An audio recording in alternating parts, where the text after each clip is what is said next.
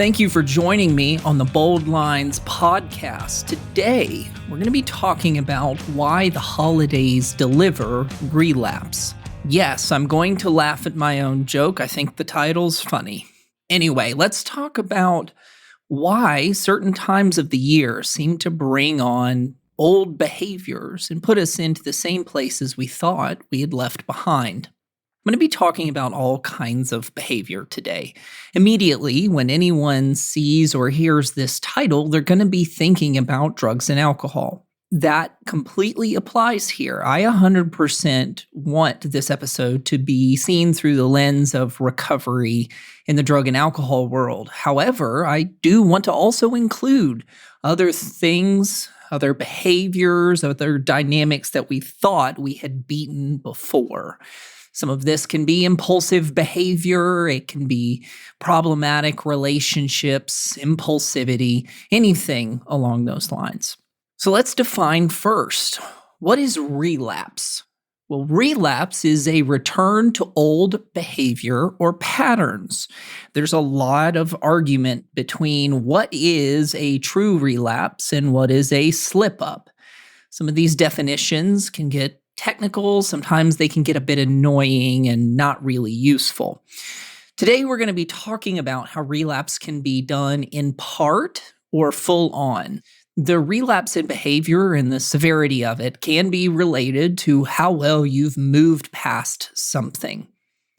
If you've been able to process, gain insight, find support, it won't be as easy or as severe to relapse into old behavior. If you can go fully back into the behavior that sunk you or may have almost killed you, you likely have only created some sort of resistance. You haven't completely moved on.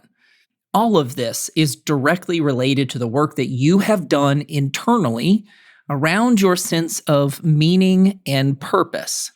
Let's first go into relapse of behaviors. These behaviors could be small or significant. Some examples could be shopping, excessive media, impulsive responses or thinking, porn or sexually different behavior, and bouts of anger. Some of these can come on slowly or all at once.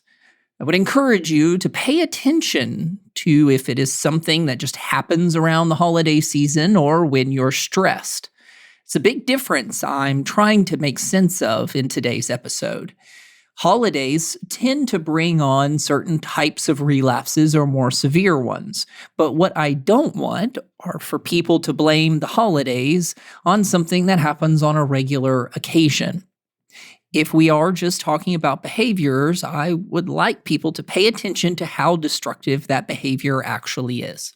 If we are considering drugs and alcohol today, relapse can be incredibly scary. Relapse on substances can have significant health consequences and even death in some cases. Obviously, there's a difference between relapsing on excessive social media use and relapsing on hard drugs. One of them will drain your brain. The other one could possibly leave you dead. For what it's worth, let me go over some of the examples that we could be talking about here. Most of them are pretty straightforward, all the things that you think about. I do want to give specific mention to alcohol, as that's something that's a little more socially acceptable around the holidays, as well as some of the harder drugs where a lot of dangers can come in. Those would be opioids and cocaine, mostly due to a drug called fentanyl, but that's another conversation for another day. So what's so special about the holidays? Why in the world would it bring on so many problematic behaviors? I would argue that one of the big reasons that holidays bring on issues is the holidays encompass an entire atmosphere, not just a singular day of Christmas and New Year's. Obviously, a single calendar date is not magical. In fact, depending on where you are in the world or what time frame you're in, the date could be something completely different. So I do not believe that the days themselves are specifically damaging to people. When I'm talking about the atmosphere of Christmas or New Year's or the entire holiday season, I consider not just the celebrations, but the feelings around them, how they're portrayed in media, and how people talk to one another about them. Another big reason why I think the holidays are big times for people to relapse is that these Christmas and New Year celebrations oftentimes relate to family. People go back and think about times that they have visited, where they grew up, how they formed a sense of connection to the friends and family around them. They can also be reminders of the past and what you may or may not have had. Some of these memories can be good or bad. Interestingly enough, both types of memories can bring on a sense of relapse. Let's say that your holiday memories were good. How on earth would you have a relapse based off of good memories? Maybe the holidays for you were great, and everything that you had hoped the world would be was. But now you're not a kid anymore, and you might miss some of those times, or you might miss someone you no longer have. This can also be related to feeling pressure to recreate those moments for yourself or your children, or it can simply be a reminder that those times are over. When we are thinking about these good memories, it can often come with a sense of pain. If people are remembering their good times as a child, they might sit and reminisce for a minute, only to remember that there was darkness looming in the background. So let's go to the bad memories. It can be a little more obvious how bad memories can bring about relapse, but maybe there were things that people missed out on as kids, or maybe there were bad things that happened. Let's say, for instance, the holidays were reminders of a loss of someone. Or maybe the holidays were a reminder that a parent or a sibling wasn't there, or something may have happened around that time. Maybe your parents had their own issues, and it made the holiday stressful just because they weren't having a good time. This can create a longing for a good family, or it can be a perpetual reminder of a broken family that someone lives in. It is obviously worth considering that there are religious elements at play around the holidays. Some people can feel left out or disconnected by that fact. Nowadays, it seems as if the holiday, the Christmas, New Year season is just something we buy and sell. The overall, at least American culture around Christmas has very little to do with religious elements and much more to do with gift giving, selling, buying, and having family around. Sure, many Americans can acknowledge, and I would even argue most Americans can at least acknowledge what the founding of the holiday was supposed to be, but in total, it seems like that part is disconnected. However, if someone feels guilt or shame around those religious elements, people can become self-conscious and critical. Let's say that someone recognizes the religious elements at play at Christmas and feels that they do not live up to them. That can cause stress. Not just because there's a sense of religious judgment, but it happens every year. And every year, they seem to have not figured it out yet. One of the last big things that I will mention around the holidays specifically is it's typically a time when people become introspective. People start to consider what it is that you have or don't have. What have you been able to achieve, or what have you missed out on? Oftentimes, people wonder if they feel that those that are close to them are really close, or if they're fake. For those that feel like they have these broken connections, that there aren't truly people around them that care, it can become, I would say, pretty protective and natural to find others to substitute. While not typically thought about in the holiday season, there's a concept called Friendsgiving that I think speaks volumes to this idea. Friendsgiving is not when you meet with family, but when you meet with a bunch of friends to celebrate Thanksgiving. It's that concept that I'm talking about here. If someone doesn't feel connected to their family in the holiday season, they'll find others to try to connect and substitute. Now, that's not always the case, but I've seen that play out, at least in therapy and in culture at large. So we kind of have an idea now. The holiday season, what is it that stresses us out? It's usually family, considerations of ourself, and even sometimes religious elements. And it can cause us to spiral into a sense of shame and guilt, overall pushing us into a sense of despair because of the things that we may have lost, missed, or never had in the first place. But what do we do about it? We've acknowledged that there's this once a year cycle when things suck, when things don't go so well. How do we handle it? The first thing I would tell people is pay attention to how soon you go from emotional instability to temptation to follow through. For some people, this cycle is done incredibly quickly. As soon as there is a trigger, they fall deeply into old behavior. For those people, I would say you really haven't moved far enough away from this behavior you say you hate. If you get into the holidays, and as soon as you hear Mariah Carey singing on the radio, you start drinking, you haven't actually handled your drinking. You've just created barriers that work for short periods of time. For those that feel this cycle taking place over a longer period of time, you have more of an ability to slow it down and stop it.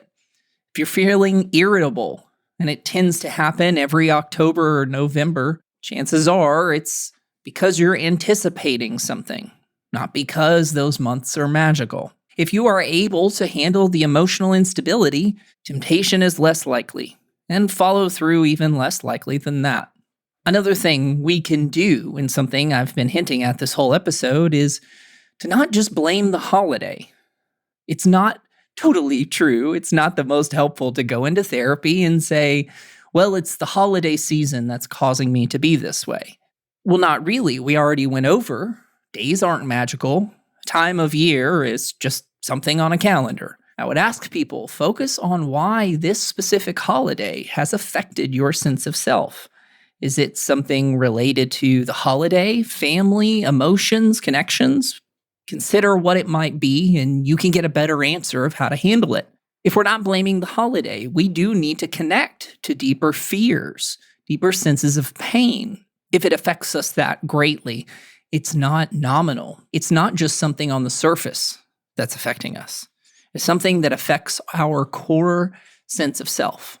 After all, a date on a calendar doesn't necessarily affect us. It's our fears and our shame that overwhelms us. If you're looking for immediate routes, ways that you can solve this problem and keep yourself from relapsing into old behavior, consider alternate needs and routes of coping. I think one of the big dangers nowadays with psychology and therapy is an obsession with the symptom itself. A great way that I have shown this problem to my clients is to consider the pink elephant. I'm going to give you a short version of this, and it might help you with some of the immediate stressors around the holidays. If you are listening to this episode and you are not driving, please fully participate. If you are listening to this episode in a car, please only sort of participate. Imagine you are in a room and in front of you is a pink elephant. And the pink elephant grows larger, larger, larger, and larger until it starts to squish up against your face. Now, some other details of this elephant, as you have your eyes closed. It has purple painted toenails and a pearl necklace. And this elephant just keeps growing and growing and growing and smushing into you. Now, open your eyes. Now, here's what I want you to do next. It's actually fairly simple. Don't think about the elephant. Whatever you do, don't think about it. This pink elephant exercise absolutely connects to the holidays and that bigger gripe around psychology and therapy that I mentioned. Of course, you're going to struggle with an issue more when all you do is try to not think about it. When I'm talking about considering alternative needs or routes of coping, what is it about the holidays that you actually like? You can also think about what is it that you're hoping to create. Instead of trying to avoid an idea, trying to walk away from something that was harmful, and not replace it with anything else. Find what actually engages you. If you are still unsure, how can I deal with the holidays or the ways that all of this is affecting me? In short, I will say this: address things where you can and avoid them where you must. Do not assume that what you are feeling now will be in existence forever. Maybe it is just a time. Obviously, through the media of podcasting, I can't know exactly what each listener is thinking and feeling. And for that reason, I will say, do what you can, avoid what you must. But if you do want to consider deeper thoughts or feelings, you can start to think about, why does this have such a hold on me? Why is it this specific feeling, this specific memory, or even this specific person? Are you allowing yourself to grieve? Or are you holding on to something so tightly or shunning something so religiously that you can't actually move on? Of course, if we're talking about relapsing into drugs or alcohol or dangerous behavior, please avoid where you must. Don't go into something head first to say, I'm going to work on my issues. Doesn't matter if I drink a ton as long as I am working on it. Yeah, see, that doesn't work. Don't do that. Finally, I would encourage you to see all of these problems around the holiday season in a larger light. The holidays are a highlighter. They're a magnifying glass on a lot of the things that affect people deeply. Take what you are feeling now and consider it in the entire landscape of your life. Take time to explore why the holidays are so hurtful, why they might create such angst or fear inside of you, and work from there. Because there's nothing special about the day itself. Interestingly enough, there's debate on why we even have the celebrations on the days that we do. I don't think anyone can argue that the days themselves are magical. But what they represent, what they signal to us in our deeper core sense of self, is truly what brings about relapse. Whether that's drugs, alcohol, deviant sexual behavior, or problematic sexual behavior, if it's gambling or what have you, it's that deeper fear, it's that deeper pain that's affecting you that is highlighted in this time of year.